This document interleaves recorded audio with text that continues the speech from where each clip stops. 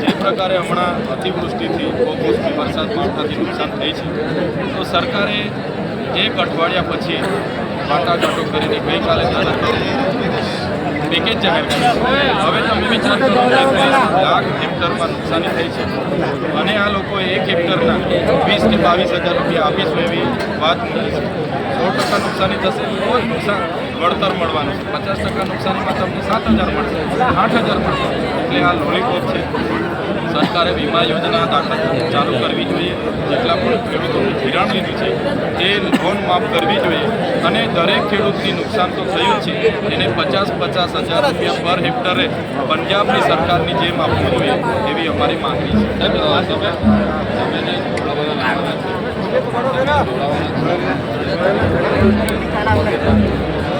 વડાપ્રધાન 150મી ભગવાન બિરસા મુંડા જયંતિની ઉજવણીના ભાગરૂપે આવવાના છે. તો અમે કહેવા માગીએ છીએ કે ભગવાન બિરસા મુંડાનું જન્મસ્થળ ઝારખંડ રાજ્યમાં છે. ત્યાં તમે દેશ લેવલનો પ્રોગ્રામ ગોઠવો. ડેડિયાપાડામાં માત્ર ને માત્ર ચૈતર વસાવાની વૈચારિક લડતને દબાવવા માટે અહીં આવી રહ્યા છે અને અમારા પર દબાણ છે કે એમાં જોડાઈ જાઓ. તો અમે શું કરવા જોડાઈએ? અમારા ત્યાંના સાંસદ મનસુખ વસાવા 35 વર્ષની સાંસદ છે અને એમની સરકાર હોવા છતાં એમના ગામનો રસ્તો નથી. તો એવી પાર્ટીમાં અમે શું કામ જોડાઈએ? એટલે અમે કોઈ સર્કસના ટાઈગર બનવા નથી માંગતા. અમારા પાસે સ્વતંત્ર હવાલો છે અને સ્વતંત્ર ટાઈગર જંગલના ટાઈગર બનવા માંગતા જનતા પાર્ટીમાં જોડાવાના. બરાબર છે સાહેબ. 24 લોકસભા મને લડત મેન્ડેટ તમે લો એ પણ ભરૂચ લોકસભા લડીને સાંસદ પસંદ નથી કર્યું.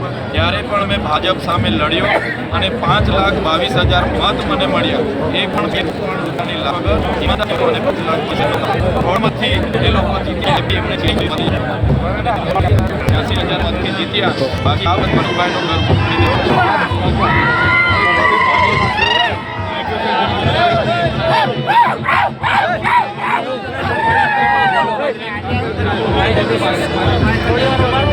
આજે એસઆઈઆર આવી છે સ્પેશિયલ ઇન્ટેન્સિવ ડિવિઝન.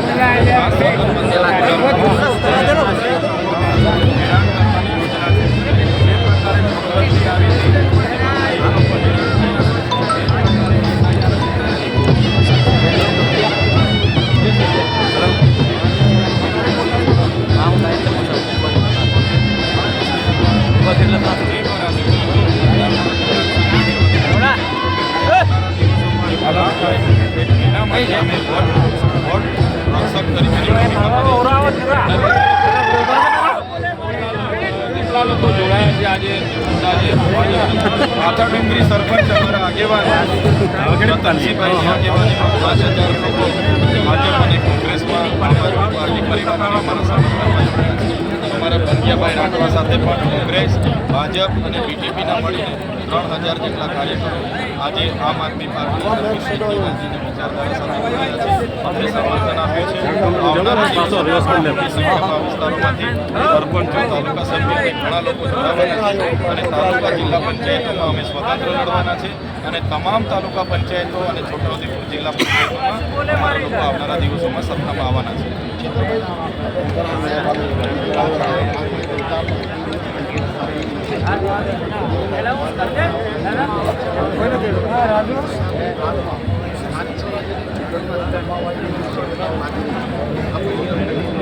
બિલકુલ સાચી વાત છે. 30 વર્ષનું એમનું શાસન છે તો પણ એમણે અને એમણે સીએમને પણ બદલવાના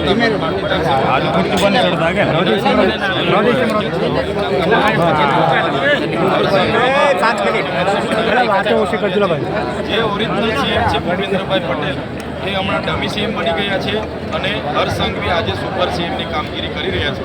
એના પરથી તમે જોઈ શકો છો ભાજપમાં કેટલો ડર છે અને આ વિરોધને ખાળવા માટે આજે એસઆઈઆરના નામે ચૂંટણીઓને લેટ ઠેલવવા માટે અને વહીવટદારોને શાસન આપવા માટે આ લોકોએ કાવતરું ઘડ્યું છે. પણ હવે જનતા જાગી ગઈ છે.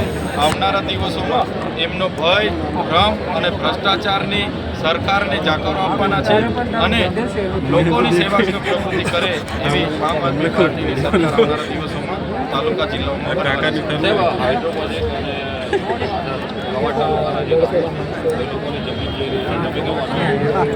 જે પ્રકારે કવાંટ અને નસવાડી તાલુકાના 28 જેટલા ગામોની જમીનો બારોબાર આ લોકોએ સર્વે કરીને ત્યાં હાઇડ્રો પ્રોજેક્ટ નાખવા માટેની જમીન સંપાદનની કામગીરી ચાલુ કરી છે, જેનો અમે સખત શબ્દોમાં વિરોધ કરીએ છીએ. અમે દેશના વિકાસમાં આટલું બધું યોગદાન આપ્યું હોય અને અમારા વિસ્તારોમાં શિક્ષક ના હોય, રોડ ના હોય, એ તુરખેડામાં બહેનો માટે ડિલિવરીની પ્રસૂતિની પીડાઓ પડે, બહેનોને ઝોલીમાં લઈ જવું પડે, પાણી પીવા માટેના પાણીના ફાંફા પડે, એવી અનેક સમસ્યાઓ છે. ત્યારે હવે જમીનોના નામે એક પણ એક જમીન અમે આપવાના નથી. આ 28 ગામોની સાથે સમગ્ર ગુજરાત અને દેશનો આદિવાસી સમાજ ઊભો છે. જ્યારે પણ અમારા ગામોને વિસ્થાપિત કરવાની તજવીજ ચાલશે, અમે તમામ લોકો આગલી હરોળમાં રહીને એનો વિરોધ કરીશું. એ રીતે રાજુભાઈ લગાવી રાજેશભાઈ રાઠવા આમ આદમી પાર્ટીમાં જોડાયા હતા, તેમની આજે હાજરી નથી, શું છે? અમારે છોટાઉદેપુર જિલ્લો મોટો જિલ્લો છે.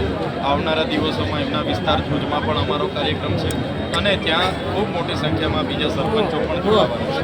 ત્યારે આ કવાંટ તાલુકાના આ કાર્યક્રમમાં આ વિસ્તારનો કાર્યક્રમ હતો અને તેમને કોર્ટ કચેરીના અને બીજા કામો હોવાના કારણે એ આજે હાજર નથી રહી શક્યા, પણ તે અમારી સાથે છે અને અમે બધા સાથે રહીને છેલ્લો એક સવાલ છે. કવાંટ તાલુકાનું ત્યારે એ અમારા વિસ્તારની તમામ જે જગ્યાઓ છે, જમીન છે, ઓલરેડી સરકારે સંપાદન કરી દીધું છે. તો શું અનુસૂચિત 5 પ્રમાણે આ અનુસૂચિત 5 વિસ્તારમાં આવતો અનુસૂચિત 5 શેડ્યુલમાં આવતો વિસ્તારથી સરકાર કોઈનું માનતી નથી. સરકાર તો એની પોલીસને મોકલીને બારોબાર ગામ સભા કરવાની વિધિની સહમત બારોબાર કોઈ જેટ પ્રસિદ્ધ કર્યા વગર જમીનો છીનવી રહી છે. પબ્લિક કરશે એટલે માનશે સાહેબ. રેડિયમ નીકળે છે, મોટી દાખલ નીકળે છે અને પંચાયતને ભાગીદારી આપવાની જોગવાઈ છે, છતાં કોઈને પણ પૂછ્યા વગર આજે ત્યાં ખોદકામ ચાલુ કરી દીધું છે. એક દિવસ છે ગ્રીન ફિલ્મ અને એમાં સરકાર સામે હાઈકોર્ટમાં જવાનું થશે, સુપ્રીમ કોર્ટમાં જવાનું થશે. તો બધા આગેવાનોને સાથે રાખીને એમની સંમતિથી અસર કરતા જે પણ હશે એને અરજદાર બનાવીને પિટિશન અમે દાખલ કરવાના છે. બરોબર.